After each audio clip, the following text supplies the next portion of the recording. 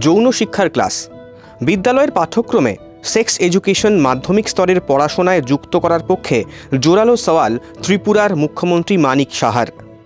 ত্রিপুরায় মোট এইচআইভি এবং এইডস আক্রান্তের সংখ্যা প্রায় ৫,০০০ কোটি, মহিলা প্রায় ১,০০০-এর উপর, পুরুষ ৪,০০০-এর উপর, ট্রান্সজেন্ডারও এফেক্টেড হয়েছে। প্রতি মাসে রাজ্যে ১২০-র উপরে ১২০ জন নতুন নতুন এইচআইভি আক্রান্তের সন্ধান পাওয়া যাচ্ছে। ত্রিপুরার মতো রাজ্যে হিউম্যান ইমিউনোডেফিসিয়েন্সি ভাইরাসের সংক্রমণ বাড়ছে, আর তা দেখেই অষ্টম এবং দ্বাদশ শ্রেণীর পাঠ্যক্রমে যৌন শিক্ষা চালুর ভাবনা ত্রিপুরা সরকারের। ২০২৪ থেকে মার্চ ২০২৫ পর্যন্ত এইচআইভি পরীক্ষা এখন অবধি করা হয়েছে ২,০৪,১০৮ এবং তাদেরকে এই যে পরীক্ষা করার পরে দেখা গেছে এইচআইভি আক্রান্ত প্রায় ১,৪০০ পাওয়া যায়। More screening, more result will get. আমরা এই যে এপ্রিল ২০২৫ থেকে মে ২০২৫ মে পর্যন্ত এই ২ মাসে ৪০,০৫২ জনকে আমরা এই টেস্টিং করা হয়েছে। তাতে করে দেখা গেছে প্রায় ৩৩৯ জনের মধ্যে তাদের শরীরে ভাইরাস পাওয়া গেছে। এ তো না হয় গেল ত্রিপুরার কথা। দেশে কম বেশি ২৫ লক্ষ মানুষ এই রোগে আক্রান্ত। গত ১৫ বছরে সংক্রমণ কমেছে ৪৪% পর্যন্ত। ২০৩০ সালের মধ্যে এইচআইভি মুক্ত দেশ চাইছে ভারত। সেই লক্ষ্যে প্রয়োজনীয় পদক্ষেপের কথা বলছেন কেন্দ্রীয় স্বাস্থ্য প্রতিমন্ত্রী অনুপ্রিয়া প্যাটেল। তার মধ্যে একটি অবশ্যই যৌন শিক্ষার পাঠ। একজন প্রখ্যাত ব্যক্তির ছেলে আমাদের স্কুলে পড়ে, সে ক্লাস 5-এ তার এগেনস্ট আমার কাছে চিঠি এলো, মেয়েরাই চিঠি লিখলো আমাকে যে সে মেয়েদের বাথরুমে উঁকি মারে। এখন যখন তার বাবাকে ডাকলাম, বাবা বিশ্বাসই করলেন না। স্বাভাবিক, কোনো মানে আমার সন্তান হলেও বিশ্বাস করতাম না।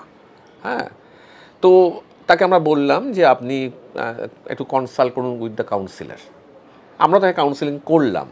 তো ওই বাচ্চারা জানে না যে নারী শরীর আর পুরুষের শরীরের মধ্যে যে পার্থক্য সে বোঝে না নাকি।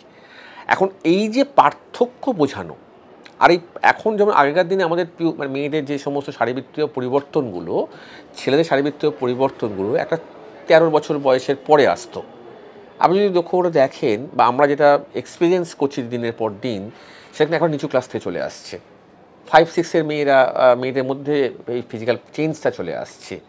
ফলে এদেরকে যদি প্রপারলি বোঝানো যায় উপযুক্ত প্রশিক্ষক দিয়ে যে কোনটা ভালো কোনটা খারাপ, কারণ এই তো আমাদের আগামী ভারত আপনার কথা অনুযায়ী, এবং এটাই বাস্তব আগামী নাগরিকেরা।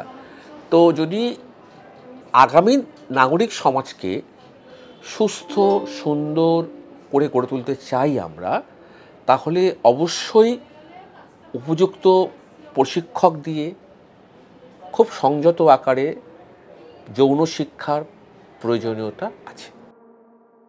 ২০০৭ national council of education research and training অর্থাৎ NCERT অ্যাডোলেসেন্স এডুকেশন প্রোগ্রাম চালু করার কথা বলে, যেখানে যৌনতা, বয়ঃসন্ধি, HIV এবং এইডস প্রতিরোধের মতো বিষয়ে সবচেয়ে বেশি জোর দেওয়া হয়।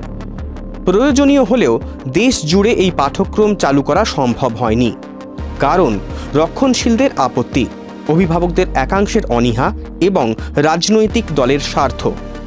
মহারাষ্ট্র, গুজরাট, রাজস্থান, মধ্যপ্রদেশ, ছত্তিশগড়ের মতো হিন্দি বলয়ের একাধিক রাজ্যে এখনও শিক্ষা প্রতিষ্ঠানের দুয়ারে পৌঁছয়নি সেক্স এডুকেশন, যদিও অতীতের অবস্থান থেকে অনেক রাজ্যই সরে এসেছে। যেমন কর্ণাটক, বয়ঃসন্ধিকালের সচেতনতা তৈরিতে ফিরেছে যৌন শিক্ষা। পশ্চিমবঙ্গে যেমন ২০০০ সালে লাইফস্টাইল এডুকেশনের পাঠ্যক্রম চালু করে সরকার।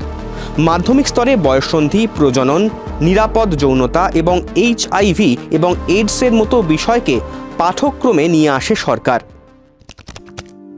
দেশের সর্বোচ্চ আদালতও পাঠ্যক্রমে যৌন শিক্ষার প্রয়োজনীয়তার কথা বলে।